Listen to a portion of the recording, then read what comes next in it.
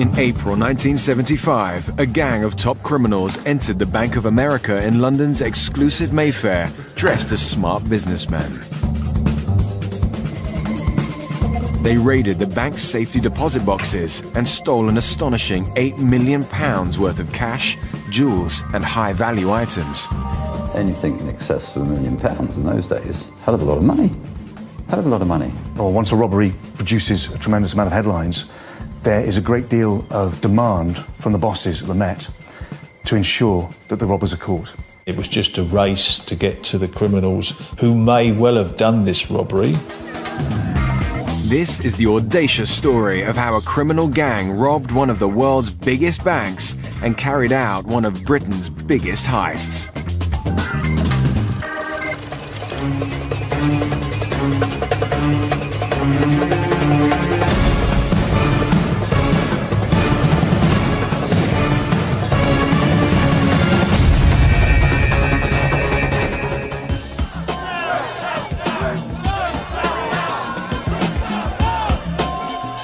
Whereabouts on the A40 and which river?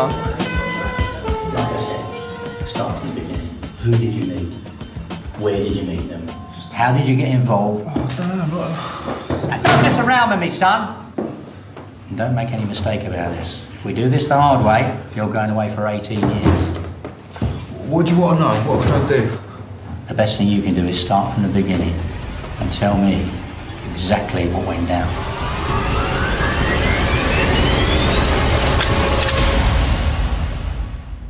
26-year-old convict Stuart Buckley was serving a 9-month prison sentence for handling stolen goods. He was a fastidious individual. He paid great attention to detail. His cell was kept immaculate. Everything had its place, and he made sure it was kept clean. He was quite a nice kid, easy to talk to, my sort of guy. In my book, an idiot who got a little bit over-ambitious. Yeah, he was just a crafty little criminal, really. He wasn't a big-time criminal. He had the ability to work. I've got to say, he had a criminal mind. I think that's what gave him the thrills, that he's involved with it. He was an interesting little character. He had some history of small-time crime, handling stolen goods, but small-time fraud as well. And I think he'd been in jail about twice. I don't think he could read or write, but he was quite a genius with electricals, phones, etc. After his release from prison, Stuart Buckley was hoping to use his electrical experience to gain employment. Well, he was a man that wasn't a trained electrician. He hadn't done an apprenticeship, so there wasn't any electrical job he couldn't do. One or two of the crimes we investigated found out that he'd been able to manipulate phones, bypass phones, intercept phones, and yeah, for a man of his background, he was very good at it. Responding to a job vacancy, Buckley had secured an electrician's post at the Bank of America in London's Mayfair. The Bank of America was based in probably one of the most affluent areas of London, where diplomats are based, so it would have been used by envoys, diplomatic corps people, and probably as well Far Eastern businessmen who have vast amounts of money and want to have stored it somewhere safe. The Bank of America is one of the world's largest banking institutes. In the 1970s, they had 9 branches situated in London. One of their branches was on Davy Street in Mayfair, where Stuart Buckley was now working. It was a lovely old building with a vault, as most banks have. And obviously, because of its situation, I would imagine quite a busy bank. And at that time, they had problems with getting the proper phones that they needed for the bank. And he was able to get them all through the back door, and he did all the phones in the bank. They'd have to wait 6 months. Americans get it. Got a chance of getting it done tomorrow, get it done. They didn't ask any further who's doing it. Alarmingly for a bank, the officials had failed to carry out any background checks on Stuart Buckley before employing him. Because he was the general handyman used for, not employed permanently, but casual, on a cash basis, I take it. They just accepted him without ever inquiring or vetting who he was. You're doing a good job, I'm pleased to say. As an electrician, he was in a situation whereby they trusted him. He was obviously appeared very loyal. With the successful completion of each job, Buckley was entrusted the keys to most of the London branches of the bank, including one on Davy Street and 3 miles away, on Cannon Street. He had access to the Bank of America branches in London and would go in, repair telephone wiring, wiring for electrics, and standard repairs that were required. And he had the freedom of the bank. And of course, he then found out that he could also go in out of hours with the aid of the front door key. In fact, the whole bank's security procedure was questionable. It was a bit ancient and the security system wasn't that good. Well, all they had in those days was just an alarm which they set when everybody went home. If the bank was raided, a gramophone record would be triggered that would broadcast to the police. And perhaps it was possible that anybody in the know about that system would just simply locate where it is, lift the needle, and so prevent a broadcast being sent to the police saying that the place was being burgled. The keys in those days were kept in the telephonist's switchboard during the times the bank were open. So it's quite laughable, really. No one would expect the key to the front door to be kept on the switchboard during the day. I mean, if somebody told the managing director of the bank that that was happening. Security today now is everything is buttonholed and screwed down. Yeah, to be true for the security system at the Bank of America was virtually non-existent. Full stop. The Bank of America was looking vulnerable to criminal attack. Well, if you've got a criminal mind and you're working and getting the freedom that he's got, which was just unbelievable, really, when we went into it, he must think that there's a way of doing it. That's just criminals, isn't it? It is alleged that whilst having a drink at a pub in South London, Stuart Buckley met with an old criminal associate, Frank Maple. Perhaps over a beer, they discussed Buckley's new job. And it's inevitable that somebody who's working in a bank would prick the ears of somebody who's in the world of crime and they'd be intrigued. And Buckley explained, in all probability, that he had keys to two of the major banks in London and, in actual fact, had free access to these banks. To Maple, this would be like gold dust. It would have been a fantastic find. Maple turned around and said, the Bank of America has got a lot of money. It's going to lose some. Described as the criminal mastermind, Frank Maple from Kingston upon Thames in Surrey was a career criminal at the top tier of criminality. Once Frank Maple decided that he was going to target the Bank of America, his first job, like any good organised criminal, would be to set up a gang. These people would have to be trusted people. He would need to ensure that he got people who had specific skills. But he would still need the inside man. And nearly every big crime that's ever been committed, there's always been an inside person, sometimes intentionally, sometimes some loose words they say. But criminals who are looking to commit big crime will take advantage of that all the time. It's their living. Stuart Buckley was in a prime position as the ideal inside man. Buckley was pivotal to this heist.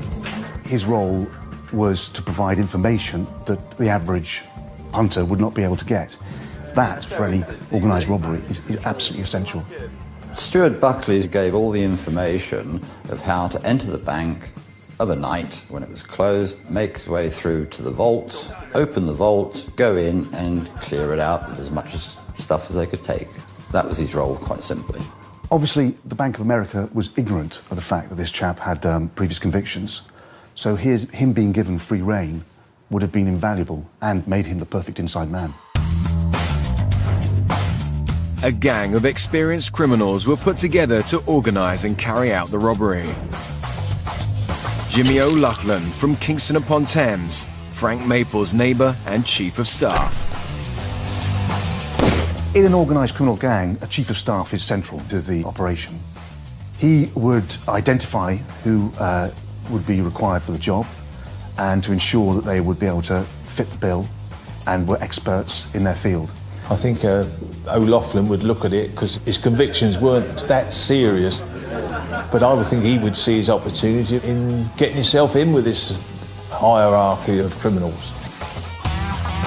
Leonard Minchington from Palmer's Green in North London, known as Johnny the Bosch.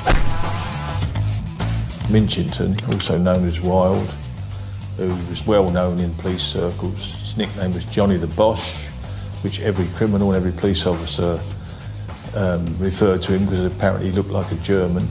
from his prison photographs. Leonard Minchington, who had a number of names and aliases, was nicknamed the King of the Twirls.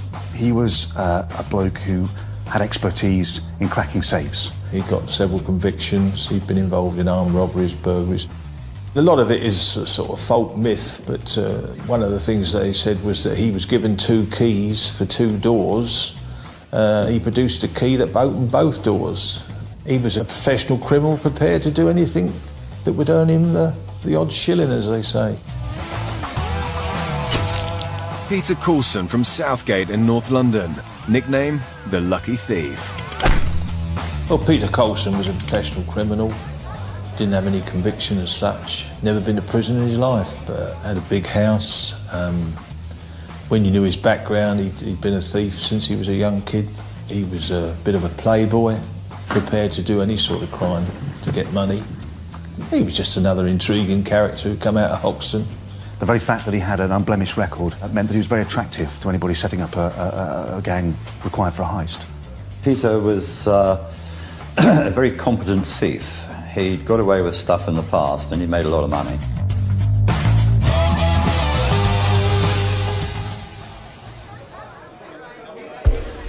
The team of criminals set about planning the Bank of America heist.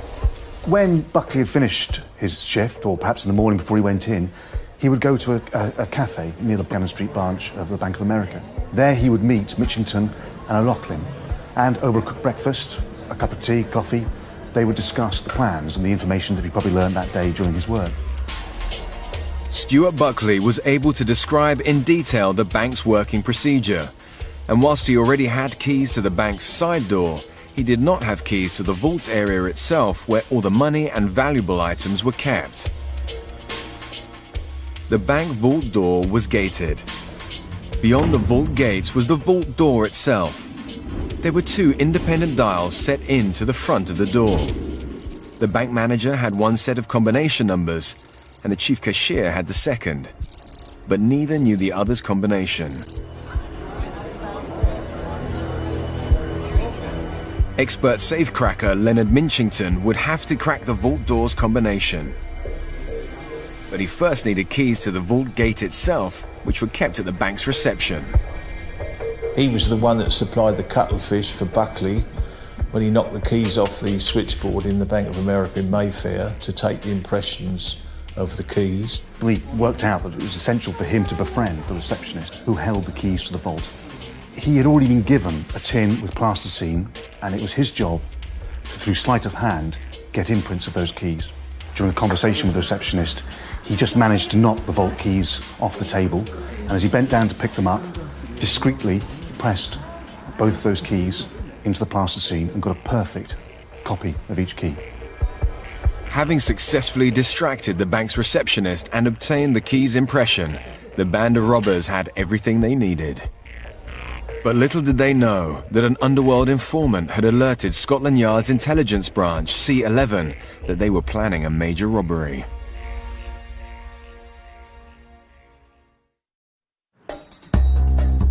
Upon his release from jail, ex-convict Stuart Buckley had managed to obtain a job as an electrician for the Bank of America in London.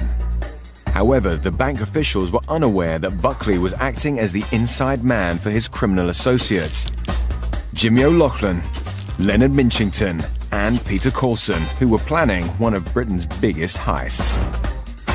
But the criminal gang were also unaware that surveillance officers from Scotland Yard's intelligence unit C11 were monitoring their meetings. In those days, the intelligence section worked on major criminals. Sometimes it was because they knew they were involved in crime, and sometimes it was because they were told by somebody that particular criminal was going to do something in the very near future. And through watching Minchington, they saw him meet what turned out to be Buckley and O'Loughlin, and the meeting was in a cafe in Cannon Street at the rear of the Bank of America in the city. Unknowingly, the gang continued making plans. With access to the bank, with full knowledge of how the bank operated in timings, the comings and goings, they encountered one serious problem, and that was how to actually get past the vault itself. They didn't have one essential piece of information, and that was the numbers with which to unlock the vault itself. They could get into the building, but they could not get past the vault without breaking it open. The gang set about researching and obtaining the various specialist equipment they required for the job. They decided that the best way to do this would be to use electromagnetic presses that would be placed onto the two locks on either side, the left and the right lock, and then drill into the mechanism. This would be an incredibly difficult job in itself. And the idea would be then that once they had drilled into the locks, they would be able to use feelers to be able to probe inside the mechanism and carefully prise open the lock and enable themselves to actually break in. But the criminals would face yet another hurdle in their master plan. The fact that people would be in the computer room beyond the hours and during the time that they would actually be drilling or working at the vault to try and break into it posed a serious threat to this gang.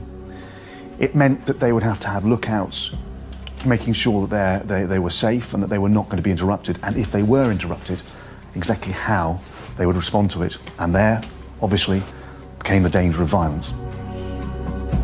The robbers decided to hire additional help. The time was ripe for what they believed was going to be the jackpot of the century. On Friday, the 25th of October, 1974, at 6 p.m., the bank officials locked the vault and closed business for the day. With excitement and anticipation, the robbers entered the Bank of America on Davies Street in Mayfair. With an operation like this, inevitably, there is a window of opportunity to be able to carry out the raid. They know when they can go in to begin, and they know roughly when the security guards are going to be returning, and they have to leave before then. The alarm was quickly disabled. Once the robbers had got into the vault, this is during the nighttime raid, they began drilling. They encountered a serious problem. The thick steel door was virtually impenetrable. It didn't last too long because they realised the drill was getting too hot. They became desperate. They'd cooled it down with Coca-Cola, so it wasn't a real concerted effort, because otherwise they'd have gone in prepared. What happened with the drill bits is they broke, and when they broke, they began to lose hope they were actually going to achieve the goal. Tempers began to fray. The robbers would have been inevitably very high on adrenaline during the raid, but as the hours ticked by, they would have become disheartened, especially when the drill bits actually broke. That would have been catastrophic for them. The weeks of planning, the months of planning, had led to nothing. The 7-inch thick vault door had foiled them. The raid was a disaster. They decided to abandon the operation and flee. On Monday, the 28th of October, 1974, officials discovered the robbery attempt and immediately alerted the police. It must have been quite an astonishing scene. Apart from anything else, cans of cola lying on the floor, probably a pool of the drink itself. And on top of that, broken drill bits still left in the vault door. But astonishingly, the police didn't think the crime was that serious. The first attempt was just documented as an attempted burglary. Because it wasn't a very strong attempt, it didn't get processed to the intelligence section. Whether it should have done or not, in hindsight, probably did, but it didn't. Only the more serious crimes get reported because there's hundreds every day. There was nothing other than the fact it was a bank to bring it to notice. In hindsight, perhaps it should have been. But the thing was, it ended up just as an attempted offence, and that's how it was left. And so therefore didn't set off the chain reaction that would have actually happened if they'd succeeded. But these robbers were already under Scotland Yard's watchful eye. The intelligence unit had monitored the three people meeting at a cafe in Cannon Street, and that led them to believe that in all probability that they were near the bank they were planning to raid. And as we know, Cannon Street had a Bank of America exactly on that street. They concentrated their efforts at the city, because naturally I would have probably done the same, unless somebody's going to tell them exactly what's happened, but they haven't got that inner information. They put two and two together and made the wrong conclusion that the robbery was going to be in the Bank of America in the city. With the intelligence unit unaware of the attempted burglary 3 miles away at the Bank of America branch on Davies Street in Mayfair, the criminal gang had managed to evade arrest. Brazenly, they set about planning a second attempt, but this time they would need more information. Luckily for the criminal gang, no one had suspected inside man Stuart Buckley of his involvement. Instead, he was allowed to carry on working as usual. One of his jobs was to fit some wires above the vault, and he had to get access to the ceiling. And as he made his way through a fake ceiling to fit these wires along some pipes and electrical ducting, he managed to drop his screwdriver through the polystyrene tile. And as he looked down, whilst up above the vault, he was able to see quite clearly both the dials that required the codes to get access into the vault. Sitting quietly 3 feet above the two men, sandwiched in the false ceiling, Buckley stared through the small hole as the bank manager and his cashier began dialing. And I believe he put in there some form of magnifying glass, whether it was a lens from a camera or something like this, to magnify it. When they came in the morning and did the various dials, he was able to write it down. As he watched, the locks were released and the door was winched open. It must have been an incredible find for Buckley to be in a position concealed from anybody else in the vault, looking down on the actual locks themselves and being able to see how the codes would be input. It must, I mean, you know, for any criminal, that must have been a fantastic moment, realising, firstly, he was hidden, and secondly, he had access to information that nobody else would be able to obtain. And he waited there till the bank closed, and he came back down, out the front door with the key he'd got, or locked it. This was invaluable information to the criminal gang. For most organised gangs, the chance to return to a failed crime would be just an absolute act of madness. But when Buckley returned, spoke to Maple and the others, and explained how he had found a position, a vantage point where he could see these locks, they must have again thought this was manna from heaven. That, for them, allowed them to redraw their whole operation and work out a new way to get into that bank. Finally, their plans were back on track. If he could access the vault, right, then pass that on to his friends to do the robbery, there's a lot of money in it for him. So from that minute on, they had the combination of the safe deposit. It was just a matter of going in there and doing it. The gang of thieves were finally ready to rob one of the world's largest banks. They were about to make criminal history. But this time they were better prepared. They had hired a team of criminals to help. On Thursday, the 24th of April, 1975, at 6:05 p.m., 8 men, smartly dressed in business suits, entered the Bank of America in Mayfair. They were about to carry out Britain's biggest heist. It's a posh part of the town. It's a place where businessmen, city workers and so on will be returning home. And to appear incongruous, they carried briefcases and sometime after 6 p.m. entered the building. They had about 2 to 2.5 hours before a security patrol came round to check the bank. Each member of that gang had a specific role. There would be the people who would be involved in bagging the items. There would be the other people involved in watching, serving as lookouts. 2 watchmen kept an eye on the computer room, the area they were most concerned about because there would still be staff there. They got the combinations numbers that Buckley had given them correct, and they had the vault open within a matter of minutes. And it was a matter of how many safe deposits boxes they could get open. They used the expression caned, which is levered it open, because it takes a while to lever each one. So they managed to get into 79 boxes, and I think there was 400 or 500 in there. They discovered a treasure trove of money, jewellery, and exceptionally valuable items. They began bagging them. But not everything was going according to plan. During the robbery, as the other members of the gang filled their loot bags, as it were, there were 2 lookouts who kept an eye on the room where the computer workers were carrying out their work.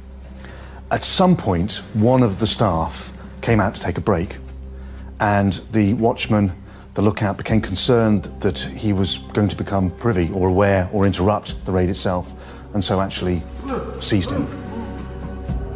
Suddenly, there was a hostage situation, and tension mounted dramatically. And it was decided that they would have to seize the two other people in the computer room to ensure that they were not interrupted at all, or the alarm was raised. The nature of the crime had now shifted. They'd stepped up a gear. It had moved from burglary now to robbery. The two watchmen were armed.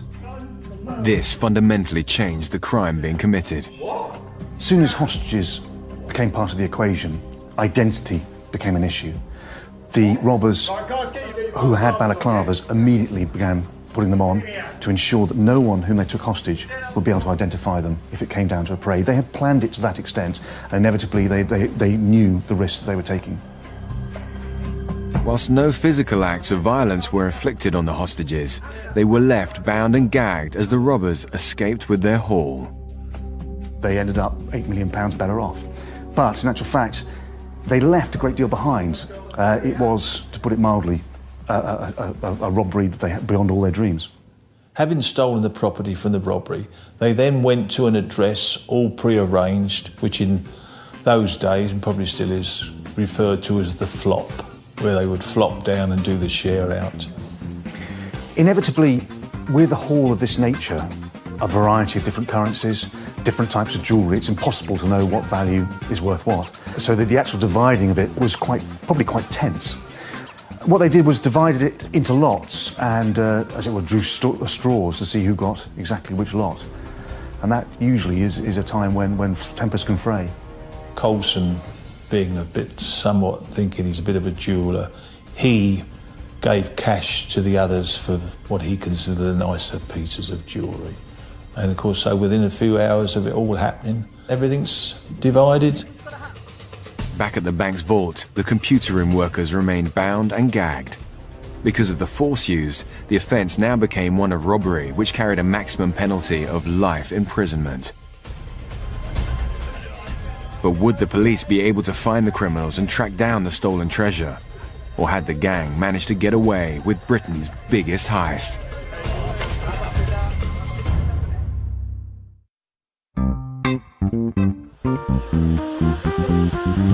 After a failed attempt to rob the Bank of America, inside man Stuart Buckley was able to return to work at the bank without any suspicion. Upon stumbling across a false ceiling directly above the vault, Buckley passed on the vault's combination numbers to his criminal cohorts. The robbers returned to the Bank of America for a second time and successfully entered the vault. They raided over 70 safety deposit boxes before they feared their discovery by 3 computer room workers, whom they grabbed and left bound and gagged as they made off with £8 million worth of cash and jewels. When a security guard discovered the workers, he quickly raised the alarm. What's going on in here? News of the heist was soon making the headlines. This robbery, where £8 million was taken, was the biggest at that time. It would have generated a tremendous amount of publicity. Papers would have been all over it, and the television would have covered it to a great extent. It was, in those days as well, particularly in London, it was the bread and butter of tabloid newspapers. It was a mega robbery, and of course the name that goes with it, Bank of America, you know, they are our favourites, the Yanks, doesn't matter what you say about them. Anything in excess of £1 million in those days, hell of a lot of money, hell of a lot of money. And then this one, initially, we thought somewhere between 8 and 12. Then it was 8 and 10. In actual fact, how much? One will never know exactly, because who knows what goes into safe deposit boxes, apart from the person that puts it in there. They're the only people that know. Scotland Yard's crime-busting unit, the Flying Squad, were quickly drafted in to investigate the crime. In the 1970s, the Flying Squad had established a robbery division which gave rise to the current Flying Squad model for the investigation into armed robbery in London. Detective Superintendent Bob Robinson was part of the investigation. It wasn't until the next day that the Yard learnt of the break-in into the bank. Detective Constable Reg Leonard was also part of the police investigation. I was one of the chaps who went up there. We set up an office. I was supposed there'd be somewhere in the region of about 20, 25 of us involved in that inquiry. Once a robbery produces a tremendous amount of headlines, there is a great deal of demand from the bosses at the Met to ensure that the robbers are caught. Detective Chief Superintendent in charge of operations at the flying squad was Jack Slipper. With a case like this, it went to their best man, and that was Jack Slipper, nicknamed Slipper of the Yard. Pivotal to the investigation of major robberies, and best known for his pursuit of the great train robber Ronnie Biggs, Detective Chief Superintendent Jack Slipper cut an imposing figure. Slipper went to C11, which is the intelligence unit, and there he discovered that there was intelligence from a tip-off that some robbers were planning some kind of raid in the City of London at a bank. Very quickly, the intelligence section, who had been doing the observations, knew that the probability that the Bank of America in Mayfair Street was committed by the people they'd been watching, the Bank of America in the city. There's not too many bank robberies per day. They know that they've got the right people, and it was just a matter of getting the ones they knew quickly. The information that C11 provided Slipper was pivotal. It gave 3 names, 3 addresses, and from that information they were able to work out who they mixed with, where they met, where they had drinks, and who were their friends. Jack Slipper quickly deployed the arrest phase. They started watching O'Loughlin because he was one of those they knew, and they obviously had an address, and they saw him go to Harrods, buy the suitcases.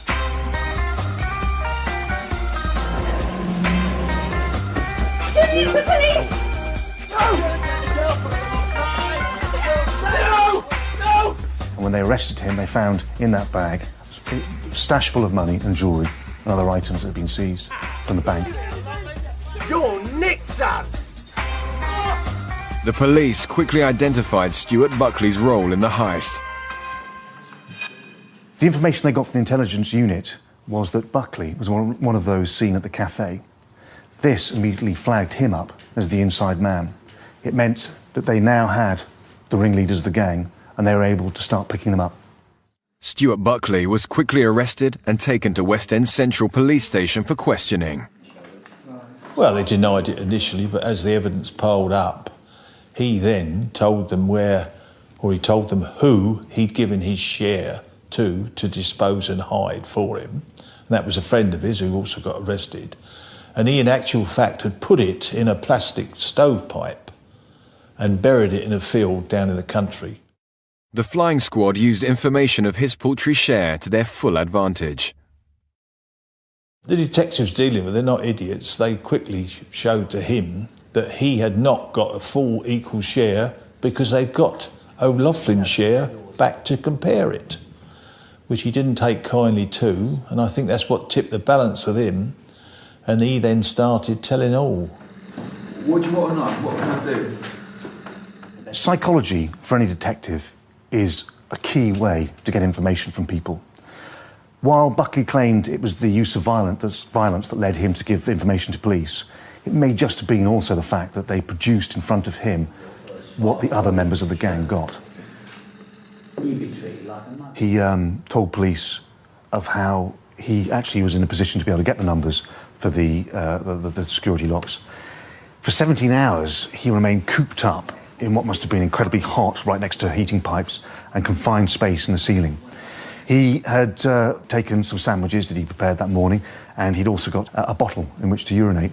He was crammed in there waiting overnight for the guards to come in, and then for the manager and the assistant manager to come in and unlock the locks. You'd done all that, you'd got up in the roof, you'd given the key to the whole thing, you'd given the combination. To say it in a nutshell, he'd been fully cooperative with them, and they'd had him over. With an enormous breakthrough in the investigation, Stuart Buckley was awarded supergrass status. He would be one of the country's first. A supergrass is someone who goes against the very gangland or the very organised criminal culture that exists amongst criminals. It is a way of setting yourself against them for the rest of your life. They will always hunt you down. He just told everything. He told everything. all his part, how it had come about, and he admitted other crimes. And he agreed that he would give Queen's evidence. In my book, he's a super guy who gives us super information so we can make super arrests. He's a grass, and that is it. He is just an informer, nothing else. The super bit, don't know where it comes from. Perhaps the size of the job, something like this. But there's nothing super about them. They're crooks. The 1970s gave birth to the era of the supergrass and opened a new chapter of criminal investigation in Britain. No criminal had ever before been granted immunity from prosecution or a reduced prison sentence in exchange for giving information. And they very often are willing to sell their souls to reduce the fine or the sentence. The supergrass would prove to be a great weapon in the battle against organised crime, but there was always the threat of danger to the life of the supergrass. When Buckley became a supergrass, he knew he faced a prison term. That was reduced, but at the same time, he was in an environment where he could be got to. The police would have had to assure him that while he served his prison sentence, that he would be kept safe, because he would become a target. Revenge would be high on the priority of those he named. During his time in police custody and as a supergrass, Buckley's privileges would permit him to leave the confines of his cell and be escorted out for his daily exercise. The word had got out, of course, that Buckley was, which he probably had done by that stage, Buckley's life could well have been in danger. So he was escorted out by armed officers, and I was one of those armed officers. I can remember on one occasion taking him out one day, and I took him to a restaurant in Kensington. A chap came in and I noticed Buckley look at him, and he almost went white. So I said, "What's the matter?" He said, "God," he said, "that guy that just came in and just sat down over there, you see him?" I said, "Yeah." He said, "He looks so much like Peter Coulson, it's unbelievable." I said, "You sure it's not him then?" So he said, no, he said, "It's not him." He said, "God," he said, "just made me jump for a little while." He said, "Very same build, facially, it looks the same, the hair." He said, "That could have, very, very much like Peter Coulson." That's something that stuck in my mind and came in very handy later on. Meanwhile, the flying squad was successfully arresting some of the other criminals involved in the heist, including Leonard Minchington. When Minchington was arrested and questioned, he kept stum. He refused to say anything. Jack Slipper later recalled how, in actual fact, he just sat there deep in thought, concentrating, probably quite determined. I think Slipper felt he was close to confessing, but they just couldn't crack him. Billy Gear had received a parking ticket, which later helped the police in tracking him down. When we were doing the inquiries, we found out that he'd taken his children to the dentist on the afternoon of the robbery, which necessitated him having to take the car to get there in time. He had double parked after he arrived late for the robbery, and that led police to his door, where they realised, they probably put two and two together and realised that he was a known criminal, and he was at the scene at the time. Billy Gear was arrested along with his wife. He confessed to his part in the heist and returned his share in exchange that the police released his wife, as she was never involved. As the police were desperately trying to find and arrest the few outstanding criminals, they discovered that Frank Maple, who they believed had masterminded the whole heist, had left the UK for Spain. Peter Coulson had also evaded capture. Would the flying squad be able to track him down, or would his reputation as the lucky thief remain intact?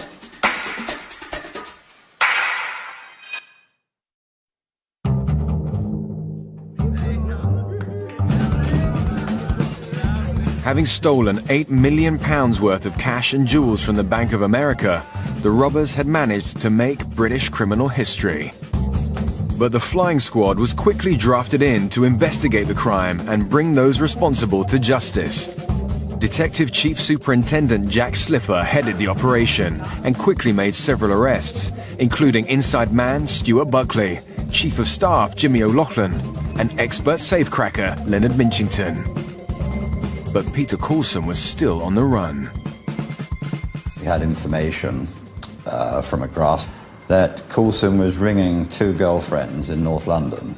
Coulson was using a public telephone box somewhere in Knightsbridge, And he was ringing these two women at least 2 or 3 times a day, and always between the hours of 10 a.m. and 2 p.m.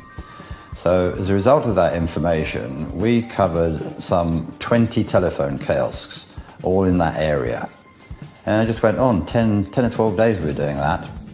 Very, very boring job. On about the 12th day, or the last day, we're making our way back to the office, back to West End Central, and we're driving past Harrods.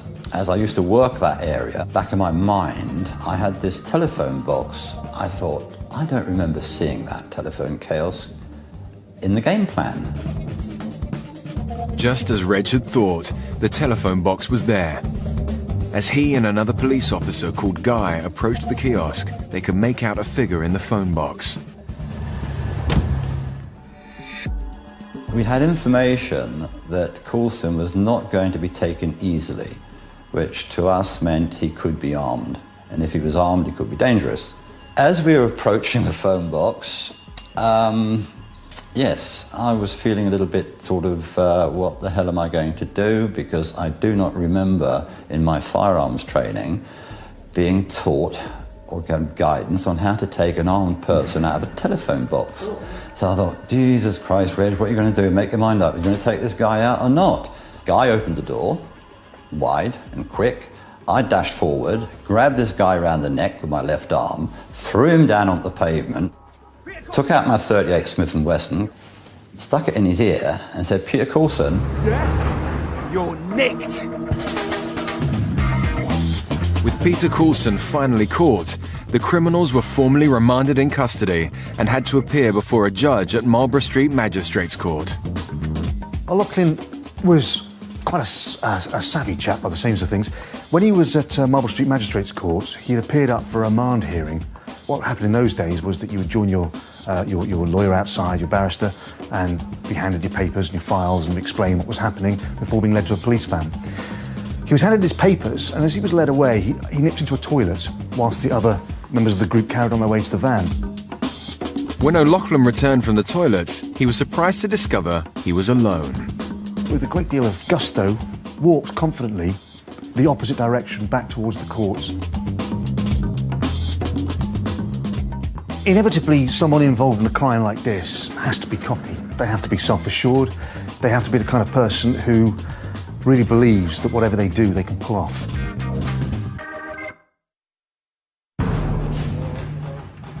News of Jimmy O'Loughlin's escape would soon reach the British press, where rumours of police bribery were circulating.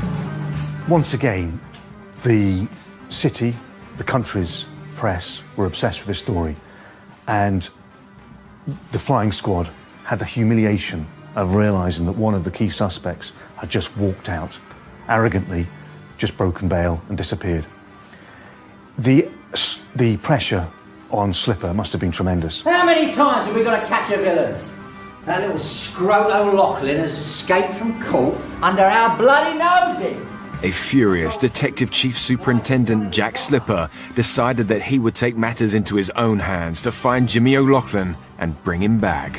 What he did was naturally went to the first port of call, and he went to O'Loughlin's girlfriend, who lived in South London.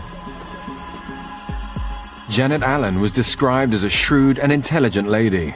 She was fiercely loyal towards her boyfriend Jimmy O'Loughlin. Jack Slipper and Detective Chief Inspector Mick O'Leary needed to find out what she knew. He went to the flat, interviewed her, and had that nagging feeling, perhaps that second sense that good detectives had, that she wasn't telling the truth. I still don't know where he is. Now look, Janet. Jack Slipper stressed to her the importance of O'Loughlin handing himself in or facing a life on the run, neither of which was an appealing option for her. It was during their lengthy dialogue that Janet Allen let things slip. You've got to persuade him to give himself up before something really serious happens. I'll probably be able to speak to him before the weekend. Jack Slipper became more and more convinced that Jimmy O'Loughlin was not far away.